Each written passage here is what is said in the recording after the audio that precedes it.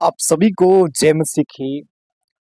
जैसे कि मेरे प्रिय आप टाइटल और थंबनेल को देखकर आप समझ गए हैं कि हम किस टॉपिक की बात करना चाहते हैं।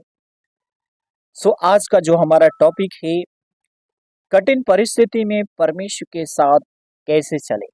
आपके मन में सवाल होगा, आपके मन में आशा होगी कि हम चलते तो हैं, लेकिन कैसे चल रहे हैं, किस तरह हम परिस्थिति से लड़ना है।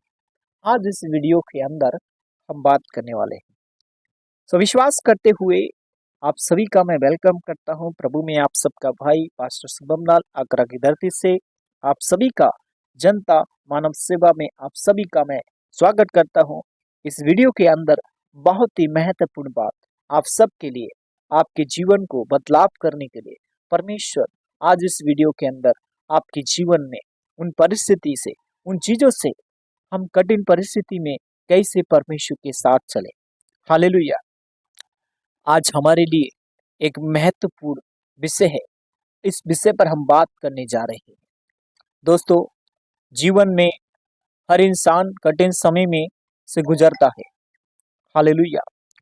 कभी बीमारी आती है, कभी पैसे की समस्या, कभी परिवार टूटने लगता है, कभी अपने लोग साथ छोड़ देते हैं।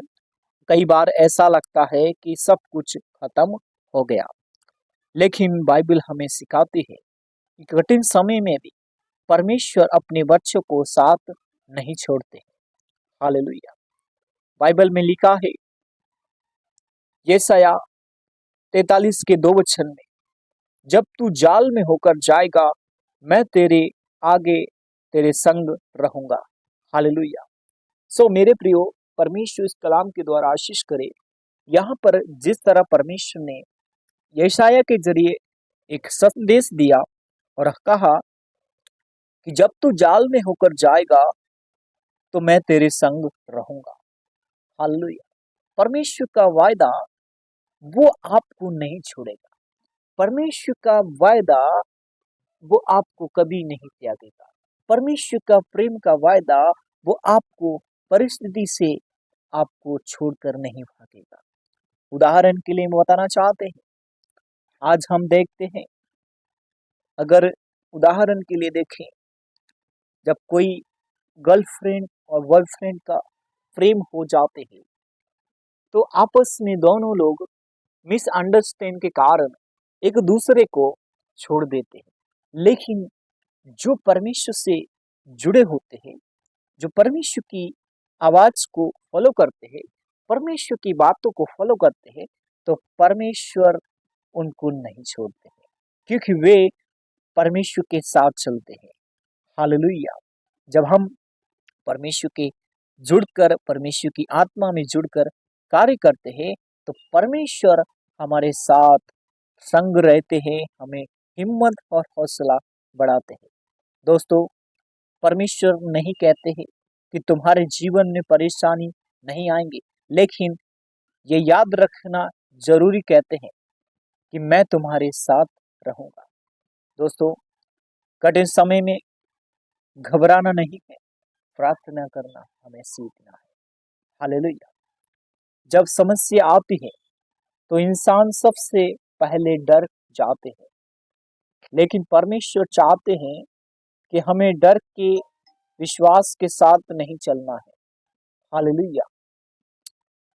बहुत सारे सो हमारे सामने प्रॉब्लम कैसे भी आ जाएंगी, लेकिन हमें प्रार्थना करना सीखना है, हमें डरना नहीं। हालेलुया। जब समस्या आती है तो इंसान सबसे पहले क्या करता है? डर जाता है।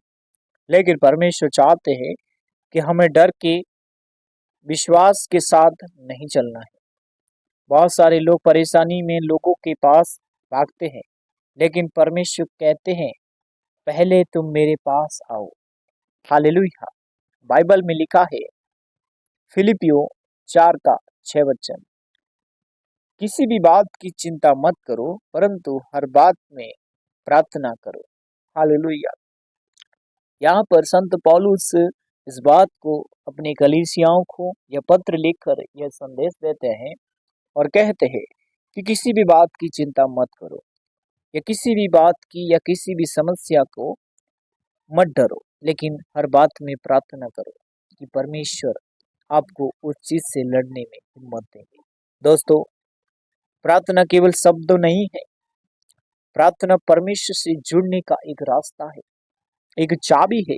उदाहरण के लिए बताना चाहते हैं, जैसे कोई मोटरसाइकिल चलाने वाला व्यक्ति मोटरसाइकिल चलाते समय पहले हैंडल को चाबी से खोलते हैं, तब गाड़ी को आगे बढ़ाते हैं।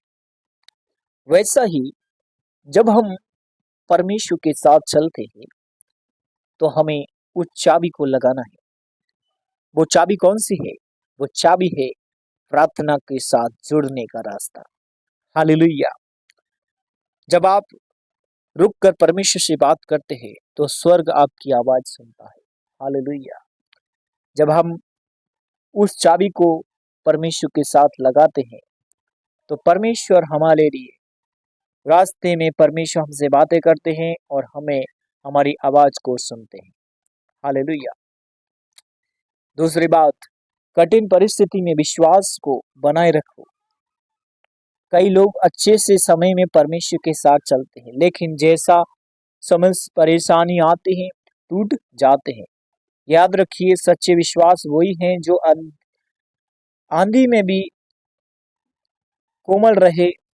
अय्यूब ने कुछ खो दिया था,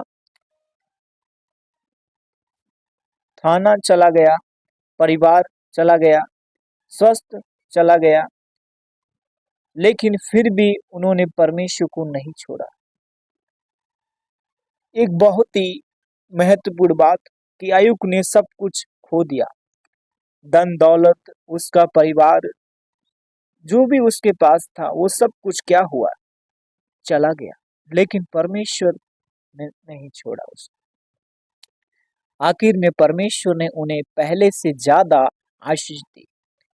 जब हम परमेश्वर की ईमानदारी या परमेश्वर के साथ ईमानदार रहते हैं तो परमेश्वर पहले से ज्यादा, जिस तरह अय्यूब को परमेश्वर ने आशीष किया, वैसा ही परमेश्वर आपको भी आशीष करेगा। हालेलुया। दोस्तों, आज आपकी परिस्थिति चाहे कैसी भी हो, परमेश्वर आपकी बातों को बदल सकते हैं। परमेश्वर का वचन पढ़ना बंद मत करो। कठिन समय में सबसे बड़ी गलती लोग ये करते हैं कि बाइबल पढ़ना छोड़ देते हैं, लेकिन वही समय होता है कि हम परमेश्वर के वचन में सबसे ज्यादा जरूरी होता है। बाइबल में लिखा है, भजन संहिता 119 का 105, कि तेरा वचन मेरे पांव के लिए दीपक है और मार्गों के लिए उजियाला है। हालेलुया। लेकिन मेरे प्रियो, यहाँ पर परमेश्वर का दास दाऊद कहता है कि तेरा वचन ही मेरे पांव के लिए दीपक है और मार्गों के लिए क्या है, उजियाला है। तो जीवन में अंधेरा लगता है तो परमेश्वर का वचन हमें रास्ता दिखाता है। जीवन में अंधेरा दिखता है तो हमें परमेश्वर से प्रार्थना करना है, परमेश्वर पे विश्वास बना के रखना है, परमेश्वर के रास्ते को अपने जीवन में लागू करना है। हालेलुया। कैसे बताना है, कैसे रखना है? धीरे रखना सीखें। आज दुनिया में तुरंत चमत्कार चाहते हैं, लेकिन परमेश्वर सही समय पर कार्य करते हैं। कई बार परमेश्वर की हम परीक्षा में इसलिए गुजर देते हैं कि ताकि हम विश्वास में मजबूत हो सके। सोने आग में तपाकर शुद्ध होता है, उसी तरह हम कठिन विश्वास में परिस्थिति में मजबूत होते हैं। बाइबल बताती है, धीरज अपना पूरा काम करने पाए। याकूब 1:4। सो मेरे प्रियो, जब हम कठिन परिस्थिति से लड़ते हैं तो परमेश्वर हमें सिखाता है कि हमें धीरज करना बहुत ही जरूरी है। हालेलुया। सो परमेश्वर आप सभी को बहुत आशीष करे, अपने जीवन में धीरज बनाए रखे। खुदा आपके साथ है। God bless you. परमेश्वर आप सबके साथ रहे। वीडियो को लाइक कीजिए, चैनल को फॉलो करना ना भूलें। सबको जय मसीह की। परमेश्वर आशीष करे।